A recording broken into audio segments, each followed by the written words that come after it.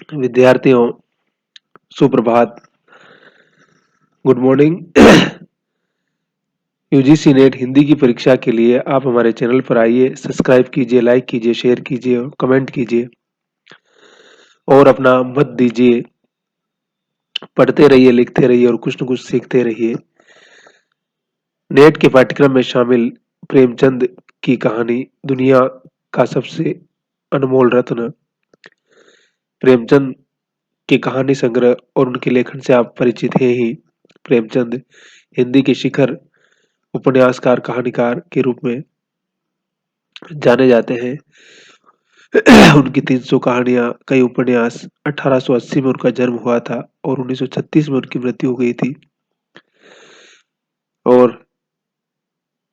प्रेमचंद ने कहानी, उपन्यास, नाटक सब लिखा। इस कहानी को उनकी पहली कहानी माना जाता है और ये 1907 में जमाना, उस समय में एक पत्रिका निकलती थी, उसमें छपती है। सोजे वतन जो 1908 में उनका उर्दू में कहानी संग्रह है। प्रेमचंद पहले उर्दू में लिखा करते थे, लेकिन बाद में हिंदी में आ जाते हैं वो। अब हिंदी में क्यों आते हैं, उसके पीछे उनका क्या दृष्टिकोण था, इस पर अलग से बात करेंगे हम। मानसरोवर में 8 भागों में लगभग उनकी 300 कहानियां हैं। ईदगाह जो कहानी उनकी, वो चांद पत्रिका में छपी थी। और 1933 तक प्रेमचंद ने हंस पत्रिका का भी संपादन किया, जागरण के भी संपादक थे। तो प्रेमचंद का अपना समय था और अपनी दुनिया थी, उन्होंने काफी लिखा। जमाना पत्रिका के बाद ये कहानी उर्दू पत्रिका सोजे वतन में 1908 में प्रकाशित हुई थी, 2 बार प्रकाशित हुई थी फिर। और उनकी जो पहली किताब थी, उसको जो उस समय अंग्रेज कलेक्टर था हमीरपुर का, उसने इसको लेकर के जलवा दिया था, कहा कि देशद्रोही किताब है। और इस किताब को जब इस प्रकार से उनको प्रेजेंस, मतलब उनका कह सकते हैं कि सरकार ने उनको इस तरह से लिया, तो प्रेमचंद या कोई कमजोर दिल का आदमी होता तो निराश भी हो जाता, डर भी जाता, लिखना बंद कर देता। लेकिन प्रेमचंद ने फिर नाम चेंज करके लिखना शुरू किया फिर। और प्रेमचंद ने बनारसी दास चतुर्वेदी को एक प्रश्न के उत्तर में क्या लिखा कि 1907 में गल्प लिखना शुरू किया। सबसे पहले 1908 में मेरा सोजे वतन जो 5 कहानियों का संग्रह है, वह जमाना प्रेस से निकला, पर उसे हमीरपुर के कलेक्टर ने मुझसे लेकर जलवा दिया था। उसने कहा कि ये विद्रोहात्मक है। हालांकि तब से उसके बहुत सारे अनुवाद फिर बाकी भाषाओं में होने लगे और छपने लगे। मतलब एक होता नहीं, कहीं स्टंट के रूप में भी होगा कि चलवा दिया, मतलब उस किताब में क्या था। जब सरकारें किसी किताबों पर प्रतिबंध लगाती है और किताब पर ज्यादा कंट्रोल करती है, तो कहते हैं ना कि लोग उस किताब को पढ़ना चाहते हैं, उसको जानना चाहते हैं। क्या ये भी होता है कई बार। तो प्रेमचंद के साथ कुछ ऐसा ही हुआ। और वो खुद बाद में अंग्रेज सरकार की नौकरी करते थे, वो बाद में छोड़ दिए थे, वो अलग विषय है। लेकिन हम जहाँ यहाँ जिस कहानी की बात कर रहे हैं, वो कहानी है दुनिया का सबसे अनमोल रत्न। इस कहानी,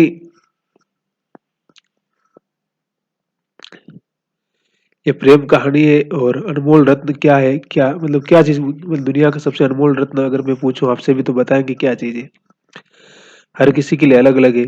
तो इस कहानी में क्या बताते वो हम कहानी पढ़ेंगे तो पता चलेगा। कहानी का जो नायक है वो दिल फिगार है, कहानी का मुख्य पात्र है। और दिल फरेब से जो उसकी प्रेमिका है, उसे बहुत प्यार करता है, उसका नाम है दिल फरेब। और उस प्रेम को सिद्ध करने के लिए वो जिस प्रकार की शर्तें रखती है, उन शर्तों को उसे पूरा करना होता है। दिल फरेब एक खूबसूरत महिला है जिससे वो मोहब्बत करता है, काला चोर जिसको, जो कैदी है और जुल्म के अपराध में उसको फांसी होने जा रही है। तो इस तरह से अगर समझेंगे तो कहानी एक सुखात्मक कहानी है, क्योंकि अंत में दिल फरेब को उसकी प्रेमिका मिल जाती है, दिल फिगार को उसकी प्रेमिका दिल फरेब मिल जाती है। अब देखिए कि वो किस प्रकार से उसके सामने बहुत सारी शर्तें रखती है और उन शर्तों को कैसे वो पूरा करता है। और उन शर्तों को पूरा करने के लिए उसे कितनी लंबी यात्रा करनी पड़ती है, या कितना बड़ा संघर्ष उसको करना पड़ता है। दिल फिगार एक कंटीले पेड़ के नीचे दामन चाक के बैठा हुआ खून के आंसू बहा रहा था। वह सौंदर्य की देवी यानी मलका दिल फरेब का सच्चा और जान देने वाला प्रेमी था। उन प्रेमियों में नहीं जो इत्र फुलेल से बसकर और शानदार कपड़ों से सजकर आशिक के वेश में माशूकियत का दम भरते हैं, बल्कि उन सीधे साधे भोले भाले फदाइयों में जो जंगल और पहाड़ों से सर टकराते हैं और फरियाद मचाते फिरते हैं। दिल फरेब ने उससे कहा था कि अगर तू मेरा सच्चा प्रेमी है तो जा और दुनिया की सबसे अनमोल चीज लेकर मेरे दरबार में आ। अब वो उससे कहती है कि ठीक है, तू मेरा प्रेमी है, मुझे चाहता है, अच्छी बात है, लेकिन मैं ये चाहती हूँ कि अगर तू मुझे सच में प्रेम करता है और सच में चाहता है तो तुझे दुनिया की सबसे अनमोल और सबसे कीमती चीज ढूंढ के लानी होगी। तब मैं तुझे अपनी गुलामी में कबूल करूंगी। अगर तुझे वह चीज न मिले तो खबरदार इधर रुख न करना, वरना सूली पर खिंचवा दूंगी। दिल फिगार को अपनी भावनाओं के प्रदर्शन का, शिकवे शिकायत का, प्रेमिका के सौंदर्य दर्शन का तनिक भी अवसर न मिला। दिल फरेब ने जो ही यह फैसला सुनाया, उसके चौबदारों ने गरीब दिल फिगार को धक्के देकर बाहर निकाल दिया और आज 3 दिन से यह आफत का मारा आदमी उसी कंटीले पेड़ के नीचे उसी भयानक मैदान में बैठा हुआ सोच रहा है कि क्या करूं। दुनिया की सबसे अनमोल चीज मुझको मिलेगी? नामुमकिन है। और वह क्या है? कारू का खजाना, आबे हयात, खुसरो का ताज, जामे जम, तख्ते ताउस, परवेज की दौलत नहीं। ये चीजें हरगिज नहीं। दुनिया में जरूर इनसे भी महंगी, इनसे भी अनमोल चीजें मौजूद है, मगर वह क्या है, कहाँ है, कैसे मिलेगी? या खुदा मेरी मुश्किल क्यों कर आसान होगी? क्योंकि हमें अब तो उसको तो सब कुछ करना था ना, अपनी प्रेमिका को खुश करना था, उसको पाना था। तो अब उसके सामने एक बहुत बड़ी चुनौती थी कि आखिर पहली बात तो ये ट्रेस आउट करना है कि दुनिया की सबसे अनमोल चीज उसकी निगाहों में क्या है, वो किस चीज को मानती है। और अगर मैं उस चीज को या उस चीज का पता भी लगा पाऊं तो क्या मैं उसको अर्जित भी मतलब उस तक पहुंच सकता हूँ, उसको प्राप्त कर सकता हूँ क्या? ये उसके लिए बहुत बड़ी चुनौती थी। दिल फिगार इन्हीं ख्यालों में चक्कर खा रहा था और अक्ल कुछ काम नहीं करती थी। मुनीर शामी को हामिद सा मददगार मिल गया। एक काश कोई मेरा भी मददगार हो जाता, एक काश मुझे भी इस चीज का, जो दुनिया की सबसे बेशकीमती चीज है, नाम बतला दिया जाता। भला से वह चीजें हाथ ना आती, मगर मुझे इतना तो मालूम हो जाता कि वह किस किस्म की चीज है। मैं घड़े बराबर मोती की खोज में जा सकता हूँ। मैं समुद्र का गीत, पत्थर का दिल, मौत की आवाज और उससे भी ज्यादा बेनिशान चीजों की तलाश में कमर कस सकता हूँ, मगर दुनिया की सबसे अनमोल चीज ये मेरी कल्पना की उड़ान से बहुत ऊपर है। आसमान पर तारे निकल आए थे। दिल फिगार एकाएक खुदा का नाम लेकर उठा और एक तरफ से चल खड़ा हुआ। भूखा प्यासा, नंगे बदन, थकन से चूर और बरसों वीरानों और आबादियों की खाक छानता फिरा। तलवे कांटों से छलनी हो गई, शरीर में हड्डियां ही हड्डियां दिखाई देने लगी, मगर वह चीज जो दुनिया की सबसे बेशकीमती चीज थी न मिली और न उसका कुछ निशान मिला। ठीक है ना, वो भटकता रहा, संघर्ष करता रहा, दर दर की ठोकरें खाते रहा, लेकिन उसे उसका पता नहीं चला। एक रोज वो भूला भटकता एक मैदान में जा निकला जहां हजारों आदमी गोल बांधे खड़े थे। बीच में कई हमामे और जोगे वाले दड़ियल काजी अफसरी शान में से बैठे हुए आपस में कुछ सलाह मशविरा कर रहे थे। और इस जमात से जरा दूर पर एक सूली खड़ी थी। दिलफिगार कुछ तो कमजोरी की वजह से और कुछ यहाँ की कैफियत देखने के इरादे से ठिठक गया। क्या देखता है कि कई लोग नंगी तलवारें लिए एक कैदी को, जिसके हाथ पैर में जंजीरें थी, पकड़े चले आ रहे हैं। किसी को फांसी दी जा रही है। सूली के पास पहुंचकर सब सिपाही रुक गए और कैदी की हथकड़ियां बेड़ियां सब उतार ली गई। इस अभागे आदमी का दामन सैकड़ों बेगुनाहों के खूनों की छींटों से रंगीन था और उसका दिल नेकी के ख्याल और रहम की आवाज से जरा भी परिचित न था। उसे काला चोर कहते थे। सिपाहियों ने उसे सूली के तख्ते पर खड़ा कर दिया। मौत की फांसी उसकी गर्दन में डाल दी और जल्लादों ने तख्त खींचने का इरादा किया कि वह भागा। मुजरिम चीख कर बोला, खुदा के वास्ते मुझे एक पल के लिए फांसी से उतार दो ताकि अपने दिल की आखिरी आरज़ू निकाल लूं। ये सुनते ही चारों तरफ सन्नाटा छा गया। लोग अचंभे में आकर ताकने लगे। काजियों ने मरने वाले आदमी की अंतिम याचना को रद्द करना उचित न समझा और बदनसीब पापी काला चोर जरा देर के लिए फांसी से उतार लिया गया। तो जो मर रहा होता है उसकी अंतिम इच्छा पूरी की जाती है ना, तो ये लोग भी उसको उतार लेते हैं और उसकी अंतिम इच्छा पूछते हैं क्या। तो उसकी भी अंतिम इच्छा पूरा करना उनका फर्ज था या उनका कर्तव्य था। वो किस प्रकार से उसकी अंतिम इच्छा पूरी करते हैं।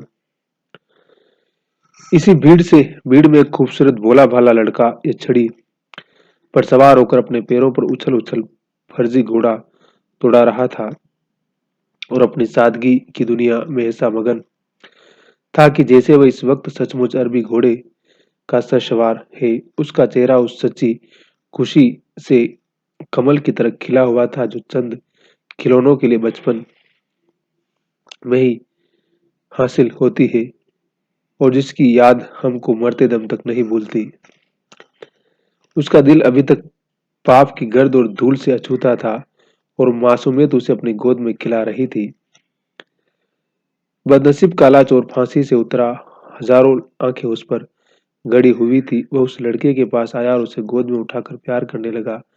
उसे इस वक्त ये जमाना याद आया जब वह खुद ऐसा ही भोला भाला, ऐसा ही खुश व खुर्रम और दुनिया की गंदगियों से ऐसा ही पाक साफ था। माँ गोदियों में खिलाती थी, बाप बलाएं लेता था और सारा कुनबा जान नौछावर करता था। आहा, काले चोर के दिल पर इस वक्त बीते हुए दिनों की याद का इतना असर हुआ कि उसकी आंखों से जिन्होंने दम तोड़ती हुई लाशों को तड़पते और नजब की आंसू का एक कतरा टपक पड़ा। दिल फिगार ने लपक कर उस अनमोल मोती को हाथ में ले लिया और उसे दिल ने कहा, बेशक ये दुनिया की सबसे अनमोल चीज है जिस पर तख्ते ताउस और आमे जम और आबे हयात और जरे परवेज सब न्योछावर है। अब क्या होता है कि उसको जब फांसी होने वाली थी उससे पहले ही उस बच्चे को देखकर उसकी आंखों में आंसू आ जाते हैं।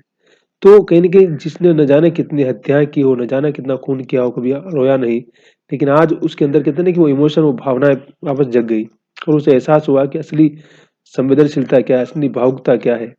तो उसने कहा कि जब इंसान को अपने किए का एहसास हो जाए, तो शायद वही दुनिया की सबसे अनमोल चीज़ है और उसकी आँखों में जो आँसू गिरा, उसको लगा कि यही सबसे बड़ी चीज़ है और इसी को लेकर जाता हूँ, शायद इससे मेरी प्रेमिका खुश हो जाएगी या वो समझ पाएगी कि मैं उसकी भावनाओं को, उसकी इच्छाओं को समझ रहा हूँ। तो उस आंसू को लेकर के या आंसू की बूंद को लेकर के वापस वो निकल जाता है। इस ख्याल से खुश होकर कामयाबी की उम्मीद में समरस्त दिल फिगार अपनी माशूका दिल फरेब के शहर मिसोनाबाद को चला। उसका शहर का नाम था मिसोनाबाद। मगर जो जो मंजिलें तय होती जाती थी उसका दिल बैठा जाता था कि कहीं उस चीज की जिसे मैं दुनिया की सबसे बेशकीमती चीज समझता हूँ, दिल फरेब की आंखों में कदर न हुई तो मैं फांसी पर चढ़ा दिया जाऊंगा और इस दुनिया से नामुराद जाऊंगा। लेकिन जो हो सो हो, अब तो किस्मत आजमाई। आखिरकार पहाड़ और दरिया तय करते हुए शहर मिनोसबाद में आ पहुंचा और दिल फरेब की डोडी पर जाकर विनती की कि थकान से टूटा हुआ दिलफिगार खुदा के फजल से हुक्म की तामील करके आया है और आपकी कदम चूमना चाहता है। दिल फरेब ने फौरन अपने सामने बुला भेजा और एक सुनहरे पर्दे की ओर से फरमाइश की कि वह अनमोल चीज पेश करो। दिल फिगार ने आशा और भय की विचित्र मनस्थिति में वह बूंद पेश की और उसकी सारी कैफियत बहुत पुर असर लफ्जों में बयान की। दिल फरेब ने पूरी कहानी बहुत गौर से सुनी और वो भेंट हाथ में लेकर जरा देर तक गौर करने के बाद बोली, दिलफिकार, बेशक तूने दुनिया की एक बेशकीमती चीज ढूंढ निकाली। तेरी हिम्मत और तेरी सूझबूझ की दाद देती हूँ, मगर ये दुनिया की सबसे बेशकीमती चीज नहीं। इसलिए तू यहाँ से जा और फिर कोशिश कर, शायद अब कि तेरे हाथ में मोती लगे और तेरी किस्मत में तेरी गुलामी लिखी है हो।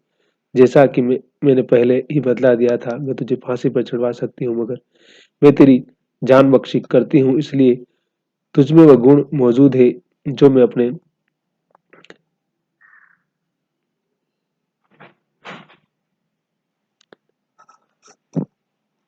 क्या कहते हो? कहते हैं कि मतलब उसके अंदर वो गुण मौजूद है, तुम उस चीज तक पहुंच रहा है, लेकिन मैं चाहती हूँ कि तुम उस गुण तक अच्छे से पहुंचे, और इसीलिए मैं तुझे फांसी पर नहीं चढ़ा रही हूँ, और मैं चाहती हूँ कि तुम उसको खोज के लेके आए, जो मैं अपने प्रेमी में देखना चाहती हूँ, और मुझे यकीन है तू जरूर कभी न कभी कामयाब होगा।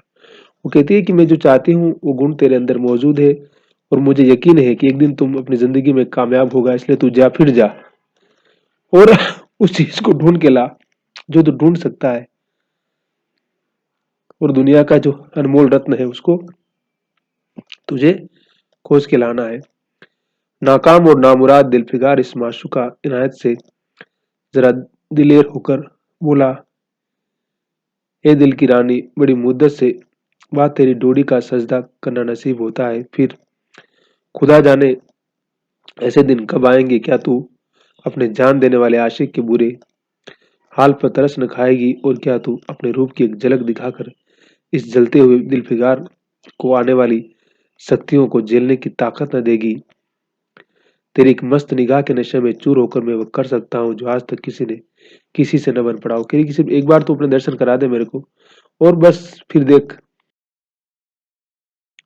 तो दिल फिगार अपनी नायिका से गुजारिश करता है कि मैं फिर से वापस उसी यात्रा पर जा रहा हूँ, और अगर तू एक बार मुझे अपना जलवा दिखा देगी तो शायद उस याद के साथ में इस सफर को और भी मकबूल कर सकता हूँ, लेकिन वो उसकी एक भी बात नहीं सुनती है।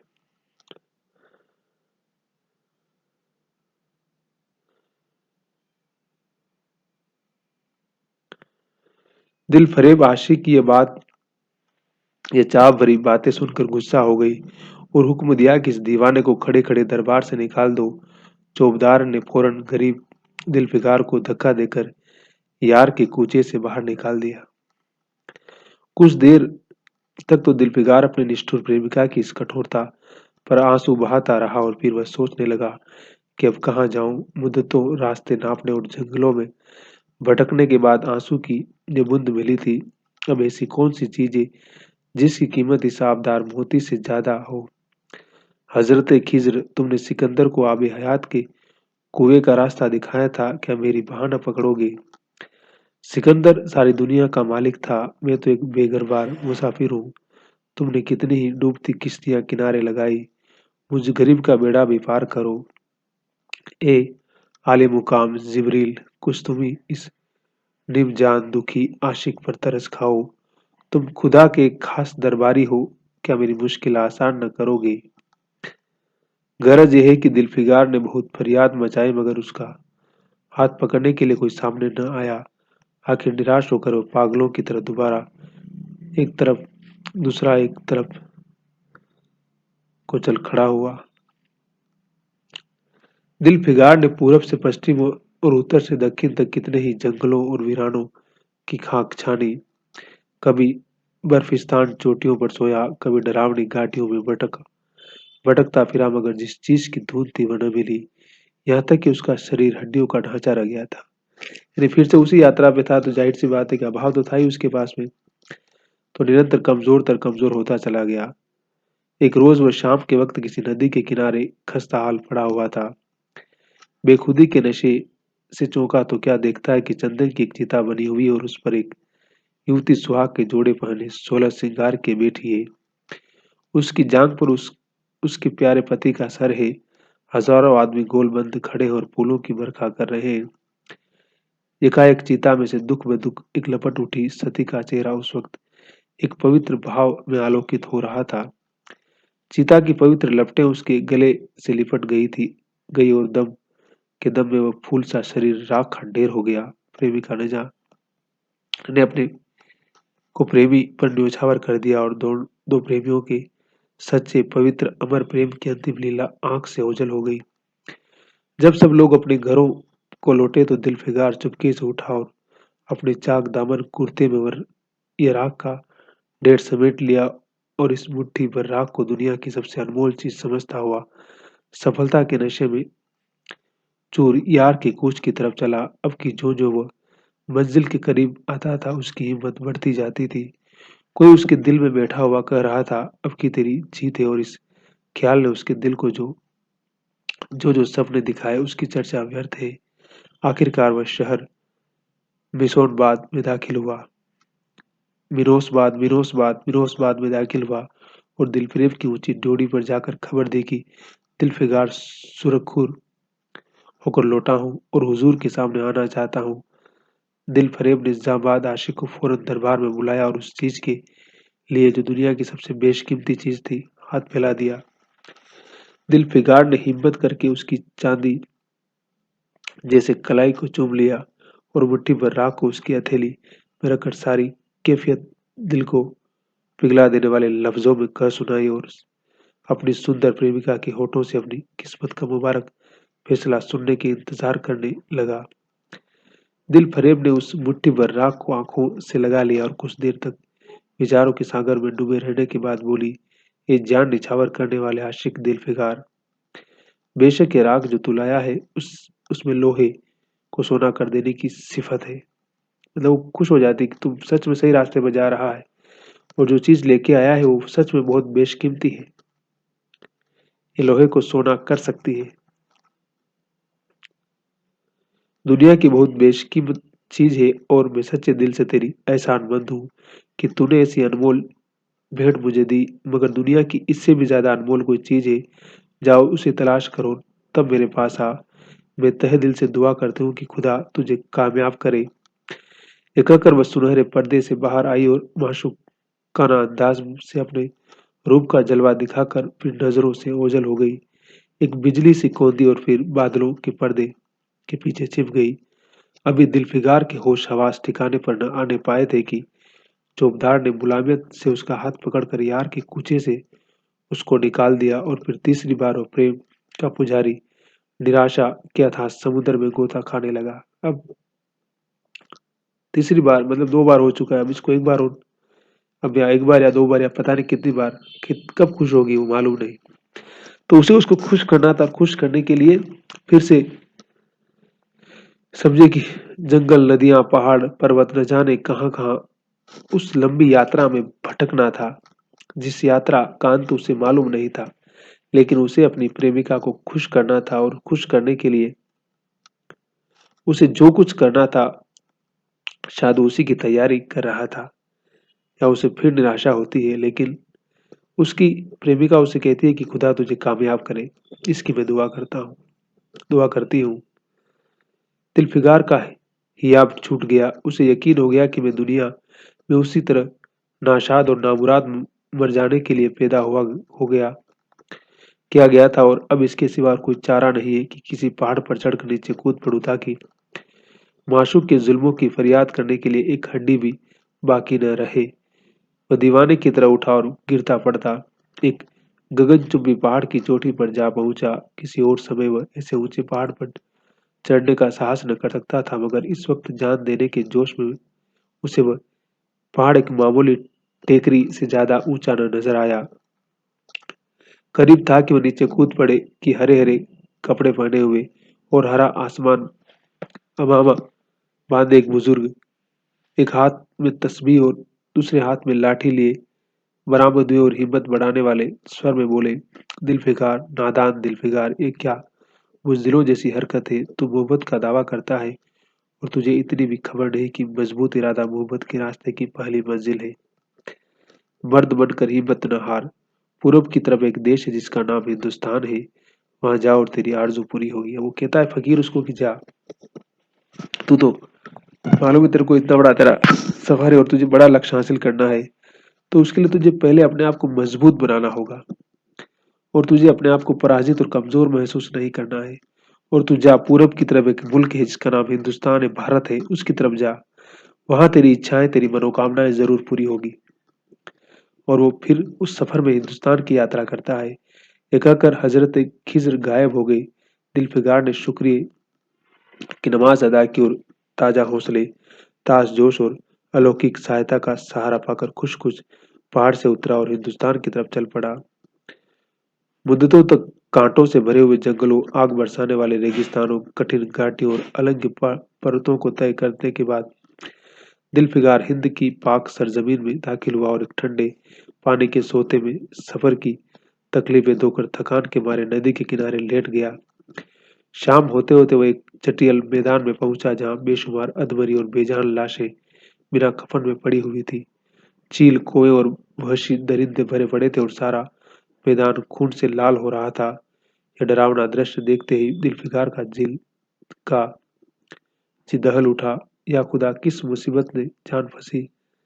मरने वालों को कराहना, सिसकना और एड़ियां रगड़ना, जान देना, दरिंदों का हड्डियों को नोचना और गोश्त के लोथड़ों को लेकर भागना, ऐसा होलनाक सीन दिलफिकार ने कभी न देखा था। यकाएक उसे ख्याल आया, यह लड़ाई का मैदान और ये लाशें सुरमा सिपाहियों की है। इतने में करीब से कराहने की आवाज आई। दिलफिकार उस तरफ फिरा तो देखा कि एक लंबा तगड़ा आदमी, जिसका मर्दाना चेहरा न जाने जान निकलने की कमजोरी में पीला हो गया है, जमीन पर सर झुकाए पड़ा हुआ है। सीने से खून का फवारा जारी है, मगर आबदार तलवार की मूठ पंजे से अलग नहीं हुई। दिलफिकार ने एक चिथड़ा लेकर घाव के मुंह पर रख दिया ताकि खून रुक जाए और बोला, हे जवामर्द, तू कौन है? जवामर्द, तू कौन है? जवामर्द ने सुनकर आंखें खोली और वीरों की तरह बोला, क्या तू नहीं जानता मैं कौन हूँ? तू क्या तुझे आज इस तलवार की काट नहीं देखी? मैं अपनी माँ का बेटा और भारत का सपूत हूँ। कहते कहते उसकी तोरियां प्रबल पड़ने लगे।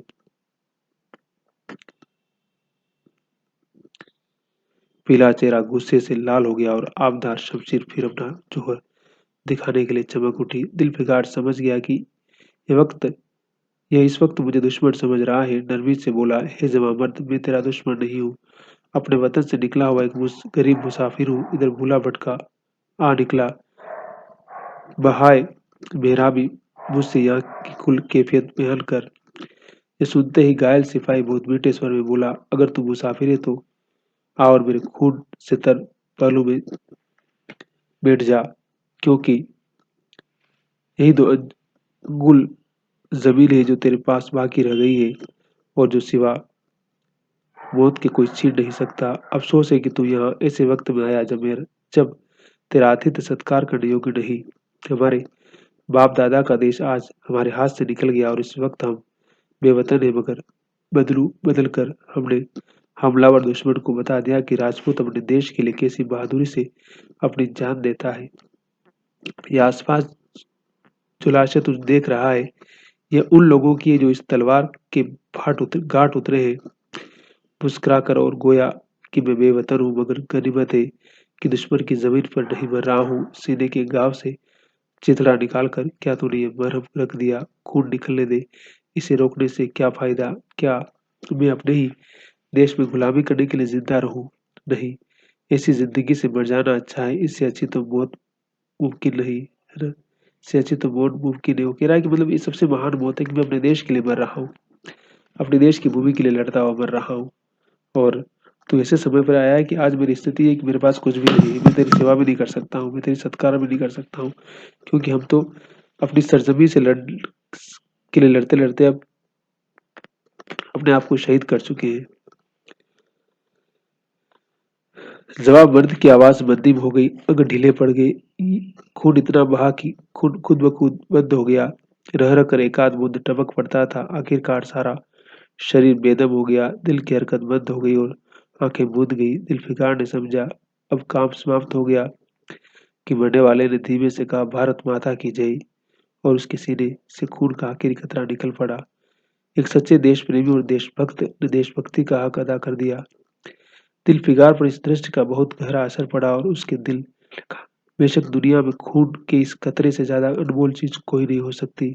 उसने फौरन खून की बूंद को, जिसके आगे यमन का लाल हेच भी हाथ में ले लिया, और इस दिलेर राजपूत की बहादुरी पर हैरान करता हुआ अपने वतन की तरफ रवाना हुआ और सख्तियां झेलता हुआ आखिरकार बहुत दिनों के बाद रूप की रानी मलका दिल फरेब की डोरी पर जा पहुंचा और पैगाम दिया कि दिल फिगार सुरखरू और कामयाब होकर लौटा है और दरबार में हाजिर होना चाहता है। दिल फरेब ने उसे फौरन हाजिर होने का हुक्म दिया। खुद हस्बे मालूम सुनहरे पर्दे की ओट में बैठी और बोली, दिल फिगार, अब की तू बहुत दिनों के बाद वापस आया है। ला, दुनिया की सबसे बेशकीमत चीज कहाँ है? तो कहते हैं कि बहुत दिनों के बाद लौटा है। और तू बता मुझे कि दुनिया की सबसे कीमती चीज क्या है, कहाँ है, तू कहाँ से लेके आया है। दिल फिगार ने मेहंदी रची हथेलियों को चूमते हुए खून का कतरा उस पर रख दिया और उसकी पूरी कैफियत पुरजोर लहजे में सुनाई। उसकी पूरी कहानी सुना दी उसको कि खून का कतरा कहाँ से लाया और कैसे लाया और उसका क्या इतिहास है। वो खामोश भी न होने पाया था कि एकाएक ये सुनहरा पर्दा हट गया और दिल फिगार के सामने हुस्न का एक दरबार सजा हुआ नजर आया, जिसकी एक एक नाज़नीन जुलेखा से बढ़कर थी। दिल फरेब बड़ी शान के साथ सुनहरी मसनद पर सुशोभित हो गई थी। देखिए नायिका सामने। अब क्या होता आगे। दिल फिगार हुस्न का यह तिलिस्म देखकर अचंभे में पड़ गया और चित्र लिखित सा खड़ा रहा कि दिल फरेब बसरत से उठी और कई कदम आगे बढ़कर उससे लिपट गई। गाने वालियों ने खुशी के गाने शुरू किए। दरबारियों ने दिल फिगार को नजरें भेंट की और चांद सूरज को बड़ी इज्जत के साथ मसरत पर बैठा दिया। जब लुभावना गीत बंद हुआ तो दिल फरेब खड़ी हो गई और हाथ जोड़कर दिल फिगार से बोली, हे जानिसार आशिक दिल फिगार, मेरी दुआएं बराई और खुदा ने मेरी सुन ली और तुझे कामयाब में सुरखरू किया। आज से तू मेरा मालिक और मैं तेरी लोडी। ये कहकर उसने एक रत्न जड़ित मंजूषा मंगाई और उसमें से एक तख्ती निकाली जिस पर सुनहरे अक्षरों में लिखा हुआ था, खून का वो आखिरी कतरा जो वतन की हिफाजत में गिरे दुनिया की सबसे अनमोल चीज है। क्या कहा कि खून का वह कतरा जो देश भूमि के लिए अपने वतन के लिए काम आए वही दुनिया की सबसे कीमती चीज है। और कहानी यही समाप्त हो जाती है। तो जो अपने मुल्क के लिए अपनी अपनी धरती के लिए अपने आप को न्योछावर कर सकता है, वो कहते नहीं कि वो कुछ भी कर सकता है। तो अपनी देशभक्ति राष्ट्रभक्ति इसको आजकल को ज्यादा बढ़ा दिया जा गया है। लेकिन उस दौर में जब औपनिवेशिक साम्राज्य था और अंग्रेजी हुकूमत से आपको लड़ना था, तो प्रेमचंद कहीं न कहीं उस राष्ट्रीय चेतना के साथ आ रहे थे और अपनी जनता के भीतर उस चेतना को जगाने की बात कर रहे थे कि अगर मध्यकाल में और आदिकाल में जिन लोगों ने अपनी जमीन के लिए लड़ा, अपने लोगों की आजादी के लिए लड़ा, तो क्या हिंदुस्तान की जनता आधुनिक काल में नहीं लड़ सकती क्या? हो सकता है। इसी कारण से और अंग्रेज इस चीज को समझते थे बड़े अच्छी तरह से। तो जहाँ औपनिवेशिक साम्राज्य से आपको लड़ना था, उस हुकूमत से लड़ना था, तो उसके लिए राष्ट्रीय चेतना और लोगों में किस प्रकार से देशभक्ति की जो प्रेरणा जगानी थी, उस लिहाज से भी ये कहानी बहुत महत्वपूर्ण है। और बाद में गांधी जी का प्रभाव और तमाम राष्ट्रीय नेताओं का प्रभाव तो नजर आता ही है। और आधुनिक साहित्य किस प्रकार से राष्ट्रीय चेतना को जगाने में अपनी भूमिका निभा रहा था, इस संदर्भ से भी आप समझ सकते हैं। और वैसे भी जीवन में इंसान अपने मूल्यों और उस मूल्यवान रास्तों पर कितना चल सकता है, उस लिहाज से भी ये कहानी बहुत महत्वपूर्ण है। तो आपके पाठ्यक्रम में भी शामिल है कहानी और वैसे भी आपको पढ़ना चाहिए, समझना चाहिए उस लिहाज से भी। और कहानी की व्याख्या कैसे करना है, नहीं करना है, उसको भी समझ सकते हैं। और बहुत सारे उर्दू के शब्द, क्योंकि उर्दू में कहानी लिखी हुई है तो उसका प्रभाव तो होना ही है। अब कहानी कहीं न कहीं कहते हैं कि उस पूरे समर्पण की कहानी है, इसलिए सुखांत कहानी भी है ना? दुखांत कहानी नहीं है ये। मिल्कानी की प्रेमचंद भारतीय परंपरा के उन तमाम चीज उन आयामों से भी बहुत गहरे से परिचित है, इसलिए वो सुखांत और उनको पता है कि एक दिन हम इस मुल्क को आजाद करवा लेंगे। ये अलग बात है कि प्रेमचंद उस आजादी का समय को नहीं देख पाए, 1936 में ही इस दुनिया से रुखसत कर लिए। लेकिन उन्हें अपने लोगों पर, अपनी जनता पर पूरा यकीन था कि इस मुल्क को आज़ाद करवाने में हमारे लोग पूरा जी जान लगा देंगे, संघर्ष करेंगे और अंग्रेजों को यहाँ से भगाएंगे और सामंती व्यवस्था को खत्म करेंगे और एक समता, एक इक्वलिटी की एक ऐसी व्यवस्था स्थापित करेंगे जहाँ शांति होगी, सुख होगा, समृद्धि होगी, स्त्रियों को आगे बढ़ने का अधिकार होगा, तमाम हाशिए के लोगों के लिए अधिकार होंगे और एक बेहतर समाज का हम निर्माण करेंगे जहाँ किसी बात का, किसी तरह का कोई भेदभाव नहीं होगा।